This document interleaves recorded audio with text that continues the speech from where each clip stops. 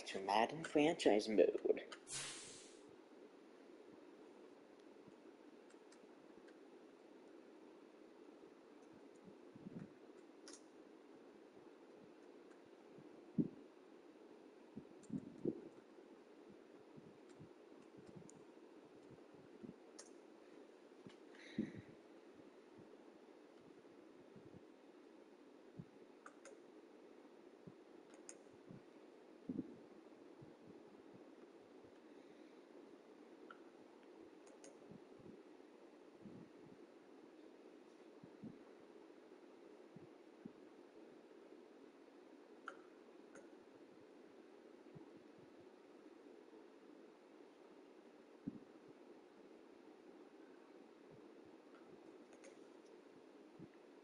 Now pause this.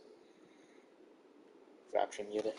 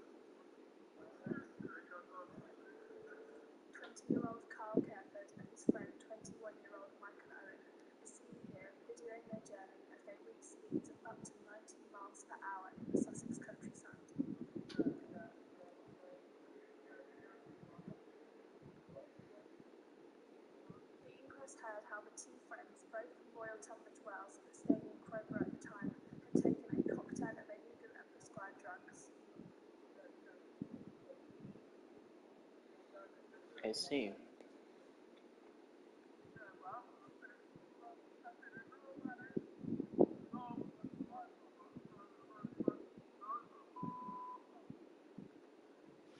I was gonna say they're on the wrong side of the world, but they're in the UK.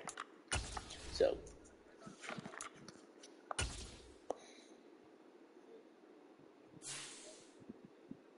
Now they're on the wrong side of the world for a moment.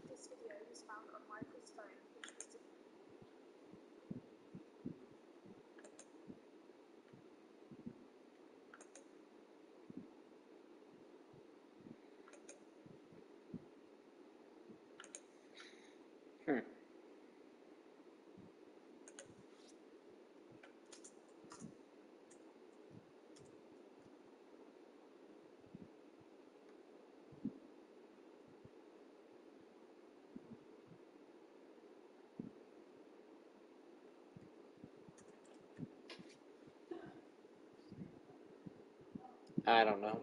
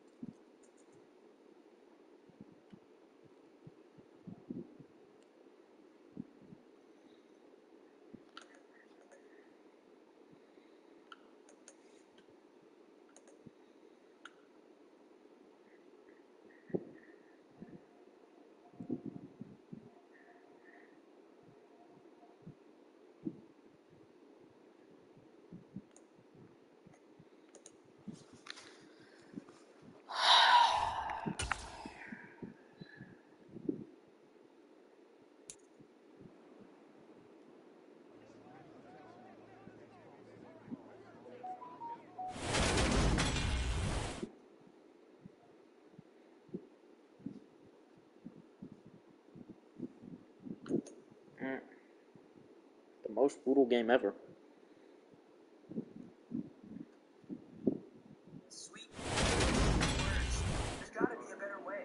So I gave Swiffer a shot. Way better.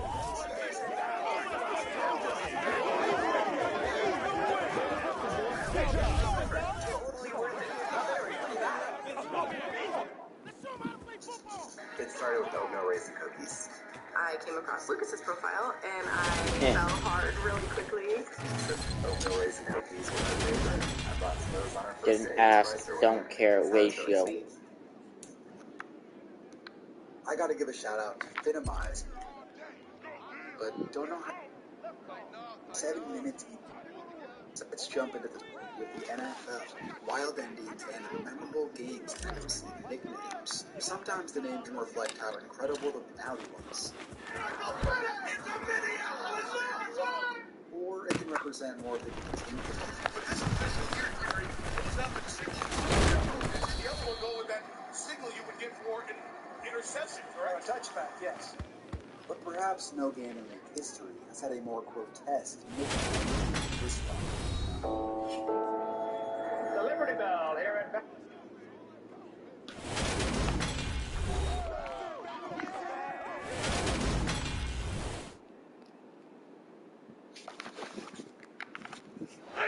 Let's go, y'all. Come on. Let's keep that fullback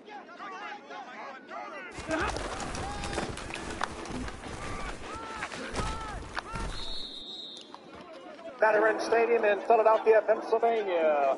A capacity crowd on hand tonight for the Philadelphia Eagles and the Washington Redskins. It was Week 10 of the 1990 season, just past the halfway point, and featured as the premier match on national television. Monday Night Football was two playoff contenders. Not only that, they were sworn enemies. The rivalry between Philadelphia and Washington dates back to 1934, and has seen them go head-to-head over 170 times. Many of those associated closely with the rivalry speculate that the greatest period of time between these two teams occurred during a 5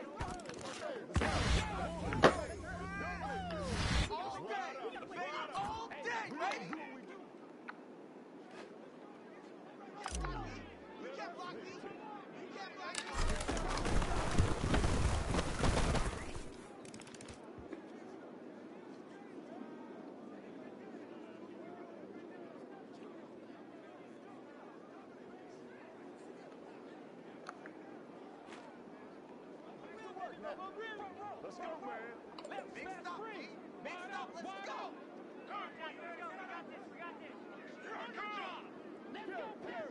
stretch from 1988 through 1992, the peak of it in 1990. At the time, Washington was coached by Joe Gibbs, whose Wikipedia bio has his accomplishments as a NASCAR team owner listed before what he did as a head coach. This says more about his NASCAR accomplishments because he won 3 Super Bowls with Washington, with 3 separate quarterbacks. As an offensive-minded coach, his philosophy was smash-mouth style football. 3 yards. Another buffering thing because my mom's internet is literally as bad as the bloody Texans. Offensive-minded coach, his philosophy was smash-mouth style football. 3 yards and a cloud of dust, if you will. And they were led by their most famous unit, their offensive line, aka the Hogs. And now, here is why their rivalry with Philadelphia was so great. Because at the time, the Eagles had one of the most notorious defensive-minded coaches in NFL history, Buddy Ryan. His greatest football accomplishment was being the catalyst to the famous '85 Bears defense, a unit that was intimidating, nasty, and absolutely dominated. But he would become more known for his infamy. As a former drill sergeant, Buddy was not to be messed with. Even in his old age, the dude had some fire. There's Buddy Ryan. There's Kevin Gilbride. That's Buddy Ryan taking a swing at Kevin Gilbride. As a coach, he was willing to let his players do anything. He was once accused by Cowboys coach Jimmy Johnson of putting a bounty on Dallas's kicker and quarterback. This famously became known as the Bounty Bowl. But despite trying to punch fellow assistant coaches and being accused of forcing down his own players, his most memorable moment is what this video is all about. The matchup in 1990 was the rematch between these two teams. Washington grinded out a 13-7 win in their first game, looking for revenge. Buddy Ryan famously told reporters, "We're going to beat them so bad, but they'll have to."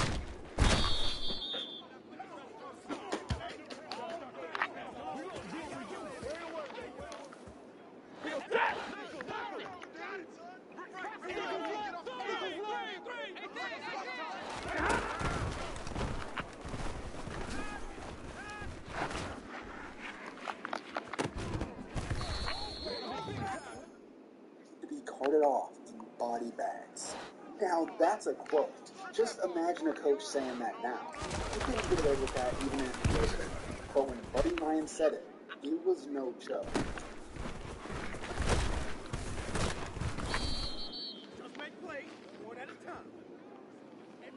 People think that I'm really intense, but it couldn't be farther from.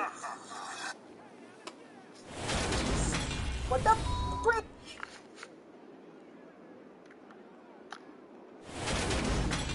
Walter Stanley, who returned that punt and remained on the ground. He got up and took one step. Immediately went back down. What? Ron Salter's coming off. Well, Ben, if you're going to hold the guy, hold the guy. Not exactly leaping to his feet.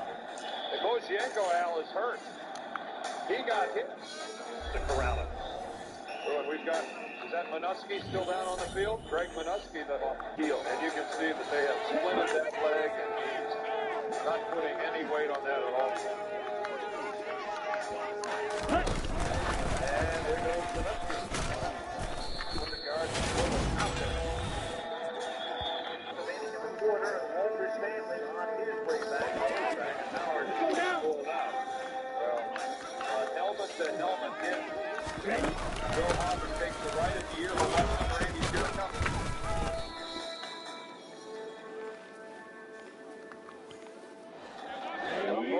We hope that Joe Howard is going to be okay. This is a scary moment.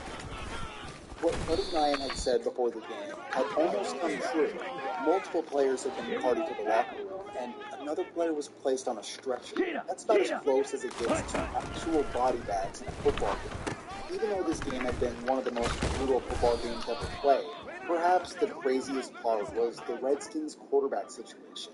The starting quarterback, Mark Rippon, did not play in this game due to an injury. So his backup, Jeff Rutledge, started the game. This hit ended his night. Everybody else goes into the pattern. Wes Hopkins with a sack. It's picked up by Simmons, and it's a touchdown. Washington was down to Stan Humphries, the team's third-string quarterback, and the only QB left on the roster. Game's pissing me off. And it is